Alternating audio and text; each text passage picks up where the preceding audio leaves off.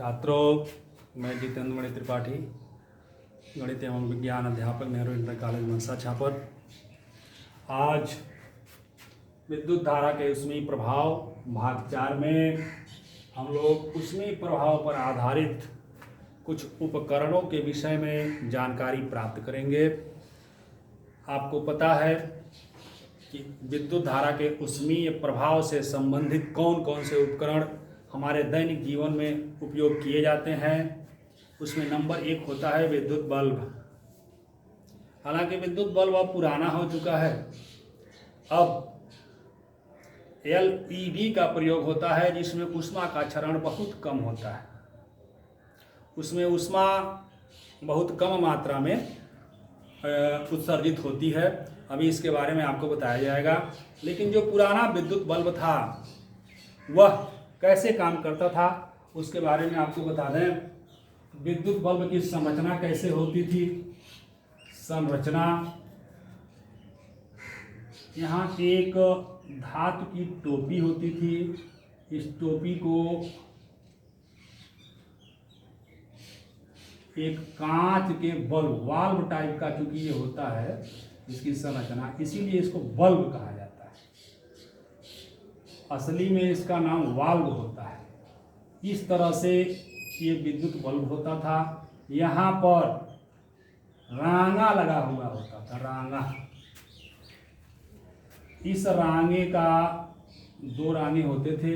इनका एक संबंध एक तांबे के तार से, एक संबंध एक तांबे के तार से, और यही तांबे के तार ऊपर जाकर के एक टंगस्टन, जिसको फिलामेंट कहा जाता है, ये है आपका फिलामेंट। और ये होता है कांच का बल्ब। ये होता है धातु की टोपी। इसमें यहाँ लगा होता है रांगा। और ये होता है तांबे के तार। ये बल्ब की संरचना होती थी। इसमें ये जो 2 रांगे की खूंटी बनाई गई होती थी, इन्हीं का संपर्क विद्युत से कर दिया जाता है।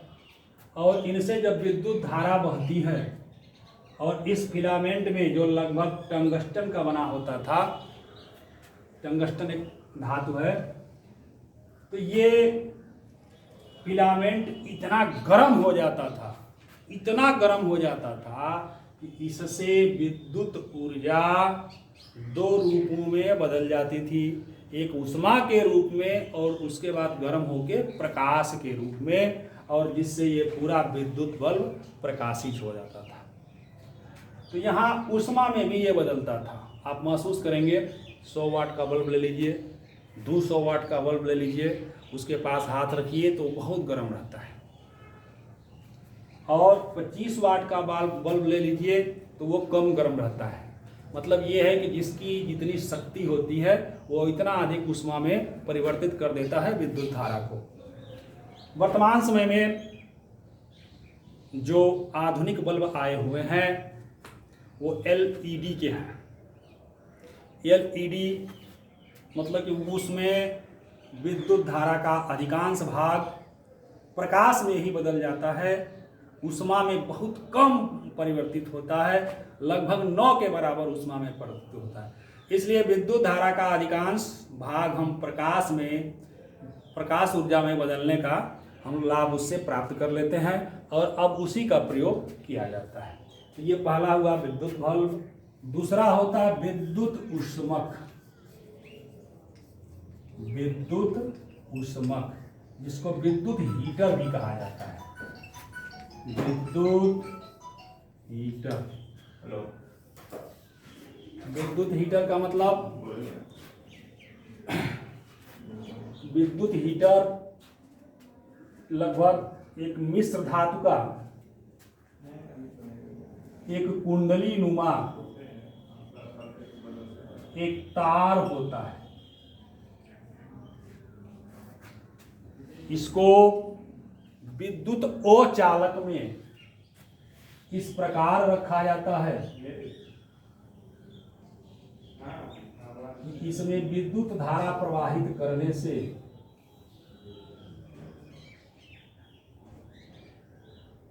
ये पूरा फिलामेंट इतना गर्म हो जाता है कि इसका अधिकांश विद्युत ऊर्जा को यह ऊष्मा में बदलता है, अधिकांश ऊष्मा में बदलता है। यहां से प्रकाश में बहुत कम परिवर्तन होता है।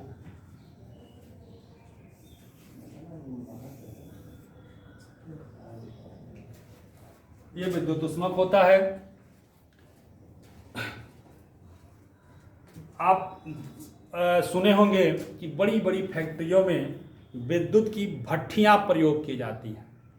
विद्युत की भट्ठियों में भी यही किया जाता है कि विद्युत ऊर्जा को टोटल ऊष्मीय ऊर्जा में बदल लिया जाता है और इनसे अधिक मात्रा में, बहुत अधिक मात्रा में ऊष्मा प्राप्त किया जाता है। इसको कहा जाता है विद्युत ऊष्मक। तीसरा जो होता है, जो लगभग सभी लोगों के घर में होगा, जिसको विद्युत इस्त्री कहा जाता है। विद्युत इस्त्री यानी प्रेस जिसको कहा जाता है, जिससे कपड़ा प्रेस किया जाता है, ये लगभग सभी के घरों में होता है। उसमें भी यही सिद्धांत है। उसमें फिलामेंट लगे होते हैं, उस फिलामेंट को विद्युत अचालक से ढक दिया जाता है और विद्युत अचालक को लोहे के संपर्क में, अभ्रक का प्रयोग इसमें सबसे अधिक ध्यान दीजिएगा, अभ्रक का सबसे अधिक प्रयोग किया जाता है। वह अचालक तो होता है, विद्युत का तो अचालक होता है, लेकिन ऊष्मा का वह सुचालक होता है। तो अभ्रक जब गर्म होता है तो उसके संपर्क में नीचे का जो लोहा होता है वह भी क्या होता है, गर्म हो जाता है और उसके गर्म होने का हम लोग उपयोग करते हैं और कपड़ा प्रेस करते हैं। तो ये होता है विद्युत प्रेस। तो इस तरह से तमाम विद्युत धारा के ऊष्मीय प्रभाव से प्रभावित होने वाले या उपयोगी उपकरण बनाए गए हैं, जिनको आप जानते होंगे और जानेंगे। इसके बाद अब हम लोग पढ़ेंगे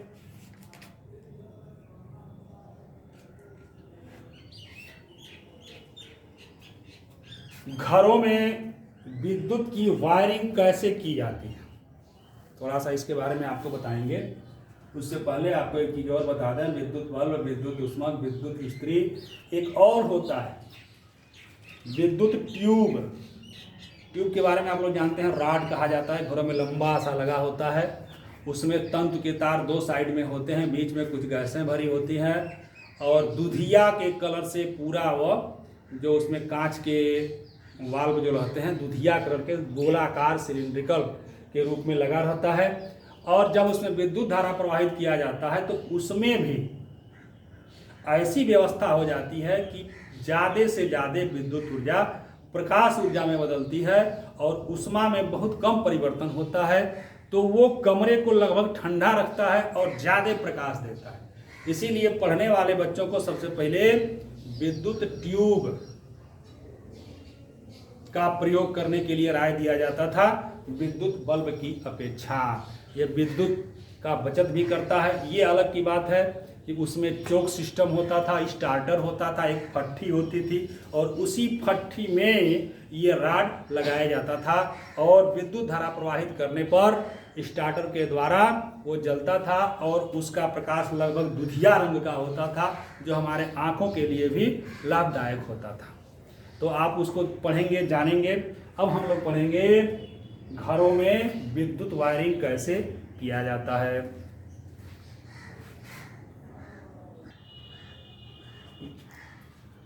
यहाँ आप देखेंगे घरों में वायरिंग कैसे होता है।